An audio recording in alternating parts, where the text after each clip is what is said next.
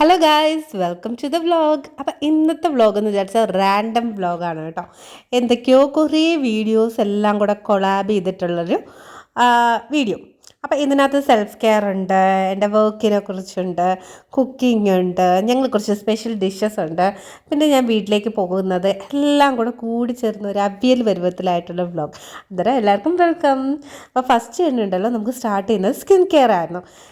ഇപ്പോൾ എനിക്കറിയാം ഈ വീഡിയോസിന് ഗ്യാപ്പ് വരുന്നത് വേറൊന്നുമല്ല, കഴിഞ്ഞ ആഴ്ച ക്ലോസിംഗ് ആയിരുന്നു. അപ്പോൾ ആ ക്ലോസിംഗ് സമയത്ത് എനിക്ക് തോന്നുന്നു ഞാൻ എണീച്ചു കുക്കിംഗ് കഴിഞ്ഞാൽ ബാക്കി ഫുൾ ടൈം വർക്കിന് വേണ്ടി ഡെഡിക്കേറ്റ് ചെയ്ത് ഇരിക്കുകയാണ്. അപ്പോൾ അതിൻ്റെ ഇടയ്ക്ക് ഒരു റിലാക്സേഷൻ വിചാരിച്ചാൽ ഇതേ കണക്കത്തുള്ള സ്കിൻ കെയർ ആണ്.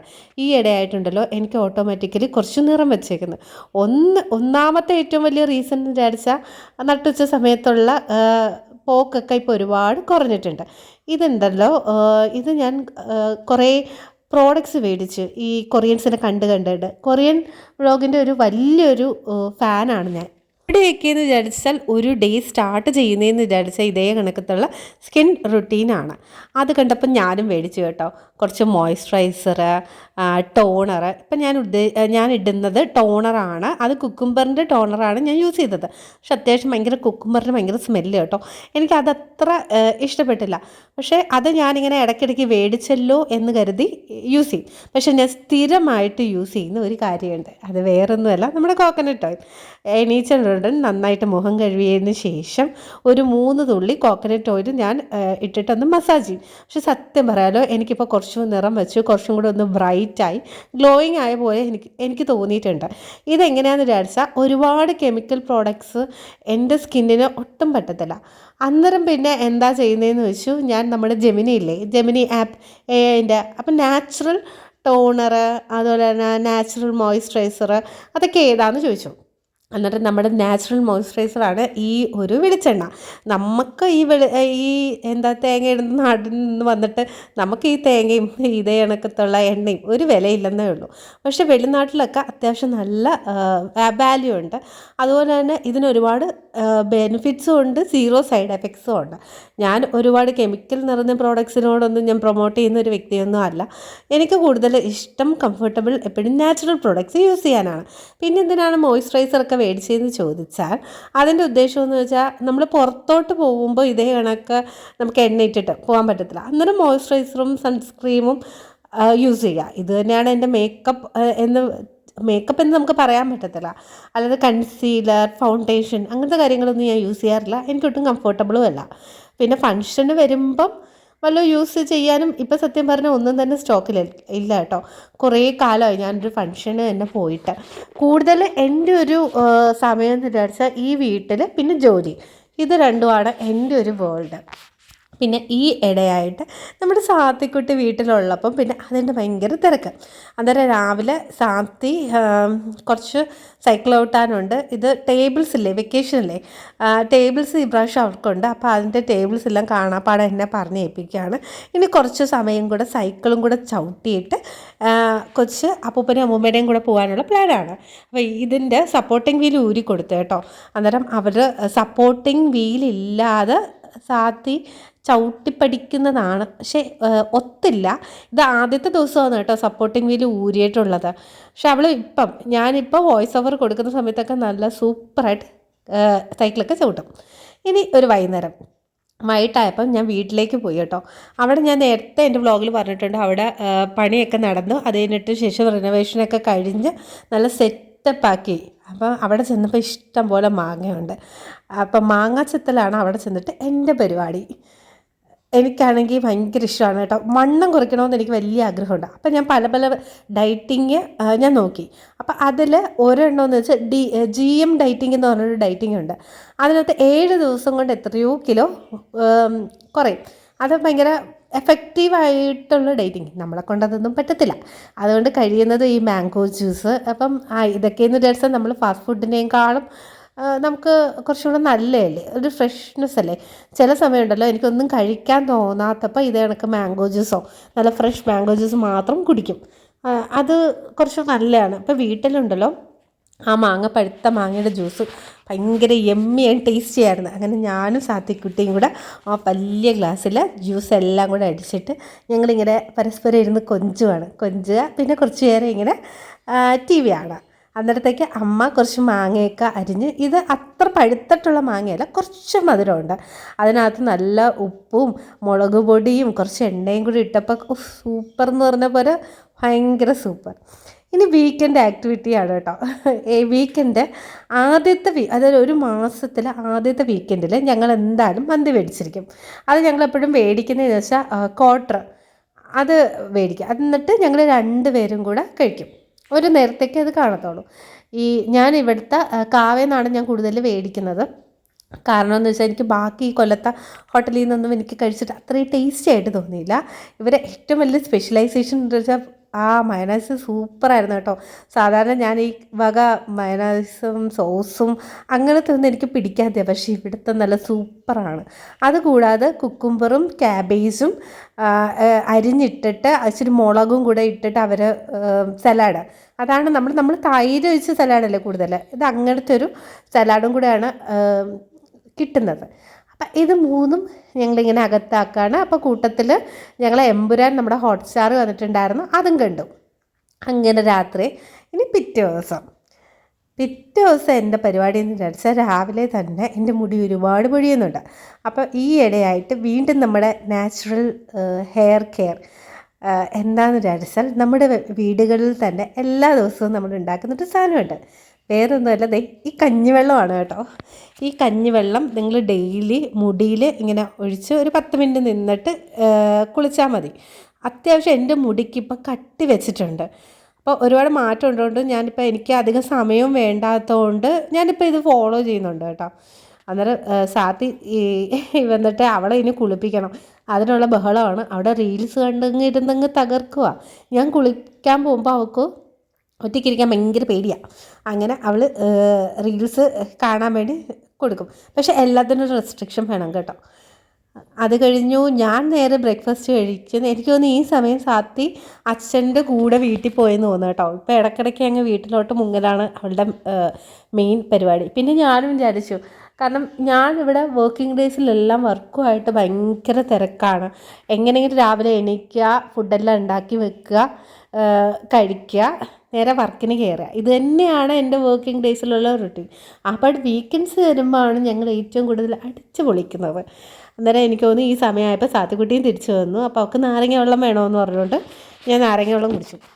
ഇവിടെ ടാങ്കൊക്കെ ഇരിപ്പുണ്ട് കേട്ടോ. അപ്പം ഞാനത് ഗസ്റ്റുകൾ വരുമ്പോൾ മാത്രമേ ഞാൻ കലക്കി കൊടുക്കത്തുള്ളൂ. കാരണം എന്താണെന്നറിയാമോ, ഇതൊക്കെ അഡിക്ഷൻ ആയി കഴിഞ്ഞാൽ ഭയങ്കര പാടാണല്ലോ. നാരങ്ങ വെള്ളമാണെങ്കിൽ കുറച്ചും കൂടെ നാച്ചുറലാണല്ലോ. ഒരുപാട് ഹെൽത്ത് കോൺഷ്യസ് ഒന്നും അല്ലെങ്കിലും ചില സമയങ്ങളിൽ എനിക്കിങ്ങനെ തോന്നും നമുക്ക് കുറച്ചും കൂടെ നാച്ചുറലായിട്ടുള്ള കാര്യങ്ങൾ കഴിക്കാൻ വേണ്ടി. പക്ഷേ ഉണ്ടല്ലോ, ഫാസ്റ്റ് ഫുഡ് അവോയ്ഡ് ചെയ്യണമെന്ന് വിചാരിക്കും. പക്ഷേ പിള്ളേർക്ക് ഭയങ്കര ഒരു ആഗ്രഹം കാണത്തില്ലേ, വളരുന്ന പ്രായത്തിൽ അതൊക്കെ കഴിക്കണമെന്ന്. അതുകൊണ്ട് ഞങ്ങൾ പണ്ടൊക്കെ ഞാൻ മേടിച്ചുകൊണ്ടിരുന്നതെന്ന് വിചാരിച്ചാൽ ഹാഫ് മന്തി വെച്ചിട്ടായിരുന്നു മേടിച്ചുകൊണ്ടിരുന്നത്. പക്ഷേ ഇപ്പം ഞാൻ അത് കുറച്ചിട്ട് ക്വാർട്ടറാക്കി. അന്നേരം നമ്മൾ ഒരു നേരമല്ലേ കഴിക്കും. മറ്റേ ഹാഫ് മന്തിയൊക്കെ മേടിച്ചാൽ ഞാനും സത്യക്കുട്ടിയും കൂടെ 2 നേരം സുഖമായിട്ടിരുന്ന് കഴിക്കുമായിരുന്നു. അപ്പോൾ ഒന്നും വെക്കില്ലായിരുന്നു. അപ്പോൾ ഇപ്പോൾ ഒരു നേരം മാത്രം കഴിക്കുന്നത്, അങ്ങനെയൊക്കെ റെഡ്യൂസ് ചെയ്യും കേട്ടോ. അതായത് കഴിക്കുന്ന ആഹാരം ത്തിൻ്റെ ഒരു ക്വാണ്ടിറ്റി കുറച്ചിട്ട്. അപ്പോൾ അതൊക്കെ കഴിഞ്ഞിട്ട് ഇനി എൻ്റെ അടുത്ത പരിപാടി എന്ന് വെച്ചാൽ തുണി കഴുകുക. ഞാൻ എല്ലാ തുണിയും വാഷിംഗ് മെഷീനിൽ കഴുകത്തില്ല. കുറേ തുണിയുണ്ടല്ലോ, കുഞ്ഞു കുഞ്ഞു തുണികളെല്ലാം, അതെല്ലാം ഹാൻഡ് വാഷ് തന്നെയാണ് ഇപ്പോഴും ചെയ്യുന്നത്. പിന്നെ പാലുകാച്ച് കഴിഞ്ഞ് കുറേ നാൾ കഴിഞ്ഞിട്ടാണ് ഈ ഒരു തുണി കഴുകുന്ന കല്ല് ഇവിടെ വെച്ചിരുന്നത്. ആദ്യമേ ഞാൻ വിചാരിച്ചു ഇതൊന്നും ഉണ്ടാക്കണ്ടെന്ന്. പിന്നെ അച്ഛനും അമ്മയും നിർബന്ധിച്ചു. പക്ഷെ അതിപ്പം നല്ല യൂസ്ഫുള്ളാണ്. അന്നേരം നേരെ ഫിഷ് സ്റ്റോളിൽ പോയി മീൻ മേടിച്ചുകൊണ്ട് വന്നു. അപ്പം അതുകൊണ്ട് മുട്ടനൊരു മീനാണ് കേട്ടോ. ഇതൊന്ന് വെട്ടിയെടുക്കുന്നത് വൻ ടാസ്ക്കാണ്. അത്യാവശ്യം ഭയങ്കര കട്ടിയുള്ള മുള്ളായിരുന്നു. എന്നിട്ട് ഞാൻ യൂസ് ചെയ്യുന്നത് കത്രികയും പിച്ചാത്തിയാണ് കേട്ടോ മീൻ വെട്ടാൻ വേണ്ടി. എനിക്ക് ആ കത്രിക ഇല്ലെങ്കിൽ എൻ്റെ ആ മീൻ വെട്ടൽ നടക്കത്തില്ല. പിച്ചാത്തി കൊണ്ട് ഫുള്ള് കംപ്ലീറ്റ് ഒരു മീൻ കട്ട് ചെയ്യാനൊന്നും എനിക്കറിയത്തില്ല. ഇത് ഞാൻ കുറച്ച് കഷ്ടപ്പെട്ടു കേട്ടോ. എന്നിട്ട് സാത്തിയുടെ വലിയ ആഗ്രഹമായിരുന്നു ഒരു വലിയ മീൻ മേടിച്ചിട്ട് അത് ഫുള്ള് ഇങ്ങനെ പൊരിച്ച് അവൾക്ക് കൊടുക്കണമെന്ന്. ഇങ്ങനെ പൊരിച്ച് മീൻ്റെ ഇങ്ങനെ നമ്മൾ കള്ളിഷാപ്പിലൊക്കെ ഇങ്ങനെ മുട്ടൻ മീൻ ഫുൾ ഫ്രൈ ആയിട്ട്. അന്നേരം ഞാൻ മുളക് പൊടി നന്നായിട്ട് ഇട്ടിട്ടുണ്ടായിരുന്നു. അപ്പോൾ അതിൻ്റെ എരി ഒന്ന് കുറയ്ക്കാൻ വേണ്ടി ഞാൻ തൈരും കൂടെ യൂസ് ചെയ്തിട്ടുണ്ട്. അപ്പോൾ നമുക്കിപ്പോൾ എരി കൂടിപ്പോയി, മീനിൻ്റെ അരപ്പിനൊക്കെ ഇത്തിരി എരി കൂടിപ്പോയി എന്ന് തോന്നുവാണെങ്കിൽ കുറച്ച് തൈര് നമ്മൾ ഉപയോഗിക്കുകയാണെങ്കിൽ കുറച്ചും കൂടെ നല്ലതാണ്. അതുപോലെ ജിഞ്ചർ ഗാർലിക് പേസ്റ്റ് ഞാൻ ഈയിടെയാണ് മീൻ വറുക്കുന്നതിന് യൂസ് ചെയ്യാൻ തുടങ്ങിയത്. ഒരു യൂട്യൂബർ പറഞ്ഞിട്ട് കേട്ടോ. പക്ഷേ സൂപ്പർ, നല്ല ടേസ്റ്റ് ആയിരുന്നു കേട്ടോ. ഭയങ്കര ഒരു അപ്പോൾ ആ ഒരു ടേസ്റ്റ് എന്നൊക്കെ പറയത്തില്ലേ, ഇത്തിരി ഡിഫറെൻ്റ് ആയിട്ടുള്ള ടേസ്റ്റ് അതായിരുന്നു. ഇനി ഇത് അരപ്പ് പുരട്ടി നേരെ ഫ്രിഡ്ജിൽ കയറ്റിയിട്ട് വേണം. എനിക്ക് ഇന്ന് അത്യാവശ്യം ഇതൊക്കെ ഉണ്ട്, കറികളൊക്കെ ഇരിപ്പുണ്ട്. ഇന്നല്ല, നാളത്തെ സ്പെഷ്യലായിട്ട് ഇത് ചെയ്യുന്നത്. ചിക്കൻ ഉണ്ടല്ലോ, എപ്പോഴും മേടിച്ച് നമുക്കൊരു ചേഞ്ചിന് വേണ്ടി ഇതേ കണക്ക് വലിയ മീനൊക്കെ മേടിച്ച് നമ്മളെല്ലാം ഹോട്ടലിലൊക്കെ കാണുന്ന കണക്ക് മൊത്തത്തിൽ ഒന്ന് ഇതെടുക്കുകയാണെങ്കിൽ നല്ല. എയർ ഫ്രയർ യൂസ് ചെയ്യണം കേട്ടോ. എണ്ണയാണെങ്കിൽ ഭയങ്കര നമ്മളെ ഹെൽത്തി അല്ലല്ലോ. അങ്ങനെ രാത്രി ഞാൻ കുളിച്ചിട്ട് വന്നപ്പോൾ ഉണ്ടല്ലോ, ഒരാളിവിടെ പേടിച്ച് വിറച്ചിരിക്കുക. എന്താ സംഭവം എന്ന് വിചാരിച്ചാൽ ഈ സോക്സൊക്കെ ഇട്ടിട്ട് കണ്ടോ, ഇത് വേറൊന്നുമല്ല, നല്ല ഇടിയും മിന്നലും ഒക്കെ ഉണ്ടായിരുന്നു. സത്യക്ക് അങ്ങനെ പേടിയൊന്നുമില്ല. പിന്നെ ഇത് ഇടി കേൾക്കുമ്പോൾ പിള്ളേർക്ക് ഒരു ഇതില്ലേ, അത്രയേ ഉള്ളൂ. അന്നേരം ഞാൻ അന്ന് ചിക്കൻ കറി ആയതുകൊണ്ട് തന്നെ ഞാൻ പൊറോട്ട മേടിച്ചുകൊണ്ട് വന്നായിരുന്നു. വൈകിട്ട് ഞങ്ങളൊന്ന് കുഞ്ഞ് ഷോപ്പിങ്ങിനൊക്കെ പോയി, ഞാനും സാത്തും കൂടെ. അതുകൊണ്ട് കുറച്ച് പച്ചക്കറി കടയിൽ നിന്ന് കുറച്ച് പച്ചക്കറി അവിടെ വെച്ചിട്ടുണ്ട്. അപ്പം ഈ ഒരു സമയമാണ് ഞാൻ ഫ്രിഡ്ജ് ക്ലീൻ ചെയ്യുന്നത്. അപ്പം എൻ്റെ ഫ്രിഡ്ജ് ക്ലീനിങ് എന്ന് വിചാരിച്ചാൽ എപ്പോഴാണോ ഫ്രിഡ്ജ് കുളമായി കിടക്കുന്നത് ആ ഒരു സമയം. കൂടുതലും ഈ വെജിറ്റബിൾസൊക്കെ മേടിച്ച് കൊണ്ടുവന്നിട്ട് തിരിച്ച് നമ്മൾ റീഫിൽ ചെയ്ത് വെക്കത്തില്ലേ, ആ ഒരു സമയം. തക്കാളിക്ക് വില കുറവായതുകൊണ്ടാണെന്നുള്ളൂ 1 കിലോ തക്കാളി ഞാൻ മേടിച്ചിട്ടുണ്ടായിരുന്നു. എന്നിട്ട് ദാണ്ട ഇങ്ങനെ സൈഡിൽ വെച്ചേക്കും. തക്കാളി എല്ലാത്തിനും യൂസ്ഫുൾ ആണല്ലോ. പിന്നെ പച്ചമുളകും, ഇതും തക്കാളിയും പച്ചമുളകുമാണ് എനിക്ക് ഏറ്റവും കൂടുതൽ വേണ്ട കാര്യങ്ങൾ. അപ്പോൾ ഞാൻ ഇത് കുറച്ച് ക്വാണ്ടിറ്റി, തക്കാളിയും കംപ്ലീറ്റ് ഉണ്ട് കേട്ടോ. എന്നിട്ട് കുറച്ച് പച്ചമുളകും കൂടെ സൈഡിൽ വെച്ചേക്കും. ആവശ്യാനുസരണം നമുക്ക് ജസ്റ്റ് ഒന്ന് തുറന്നാൽ മതിയല്ലോ ഫ്രിഡ്ജ്, അന്നേരം എല്ലാം എടുക്കാൻ പറ്റും ആ ഒരു ഇതിൽ. പിന്നെ ബീട്രൂട്ട്, ഈ കവറിനകത്ത് എടുക്കുന്ന ക്യാരറ്റാണ് കേട്ടോ. ഈ കവറിനകത്ത് ഇതേ കണക്കത്തെ ബ്രൗൺ കവറിനകത്ത് നമ്മൾ വെജിറ്റബിൾസ് ഇത് ചെയ്യുകയാണെങ്കിൽ, സൂക്ഷിച്ച് വെക്കുകയാണെങ്കിൽ ക്യാരറ്റൊക്കെ നല്ല ഫ്രഷ് ആയിട്ട് തന്നെ ഇരിക്കും. അതിങ്ങനെ വാടിപ്പോത്തില്ലേ, അങ്ങനെ ഇരിക്കത്തില്ല. അത് തന്നെ എല്ലാം ഫ്രഷ് ആയിട്ടിരിക്കണം. ഇത് ഞാനൊന്ന് ഉപയോഗിച്ചത് ഒന്ന് കഴുകുകയാണ് കേട്ടോ, ആ വെജിറ്റബിൾസിൻ്റെ ആ ബോക്സ്. അത് നമ്മൾ എപ്പോഴും റീഫിൽ ചെയ്യുന്ന സമയത്ത് ഒന്ന് കഴുകി തുടച്ചിട്ട് വീണ്ടും അതിനകത്ത് നമ്മൾ ആ ബോക്സ്, സ്റ്റോറേജ് ബോക്സസിലെ വെക്കുക. അന്നേരമുള്ള ഗുണമെന്ന് വിചാരിച്ചാൽ എപ്പോഴും നമ്മൾ പുതിയതായിട്ട് മേടിച്ച ഫ്രിഡ്ജൊക്കെ ആണെങ്കിൽ ആ പുതുമ നഷ്ടപ്പെടാതെ തന്നെ ഇരിക്കും കേട്ടോ.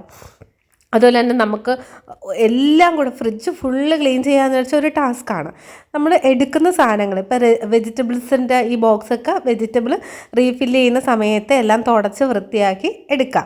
അതിനുശേഷം നമ്മുടെ ഫ്രിഡ്ജിലെ ബാക്കിയുള്ള തട്ടിലെ കറികൾ ഒഴിയുന്നതനുസരിച്ച് അതെല്ലാം നല്ല ക്ലീൻ ചെയ്ത് പോവുക.